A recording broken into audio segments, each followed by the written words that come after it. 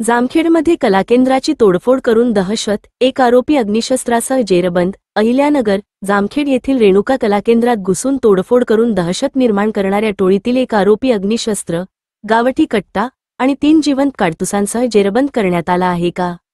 या घटनेबाबत जामखेड पोलीस स्टेशनमध्ये गुन्हा रजिस्टर क्रमांक 548/2025 भारतीय न्याय संहिता कलम 333, 324, 4, 5, 189, 2, 191, 2, 3, 190 सह आर्म्स ऍक्ट 4/25 व फौजदारी कायदा सुधारणा अधिनियम 1932 कलम 7 नुसार दाखल करण्यात आला होता.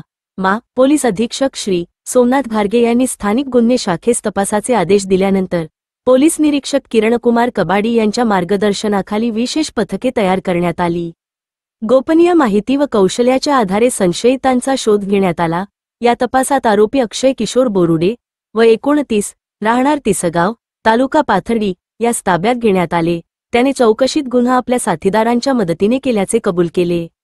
त्याचे इतर साथीदार शहनवाज अनवर खान, जयसिंग दादा पाटील लोंढे, अविनाश भास्कर शिंदे, गणेश सचिन शिंदे, ऋषिकेश यौसेफ गरुड, अनिकेत उर्फ बाळा नितीन कदम आष्टी, बीड आदींची नावे समोर आली असून काही आरोपी फरार असल्याचे कळते. दरम्यान आरोपी अनिकेत उर्फ बाळा नितीन कदम हा विना नंबरच्या स्कॉडा कारमध्ये कर्जत, जामखेड रस्त्यालगत पाटोदा शिवारात गावठी कट्ट्यासह आढळून आला. पोलिसांनी त्याच्याकडून एक अग्निशस्त्र, गावठी कट्टा, 3 जिवंत काडतुसे आणि स्कॉडा कार असा मिळून 6,53,000 रुपये किमतीचा मुद्देमाल जप्त केला आहे.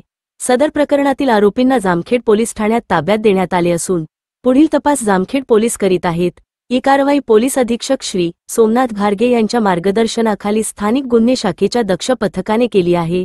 लोकशाही न्यूज 24 साठी शेख शफीक मणियार.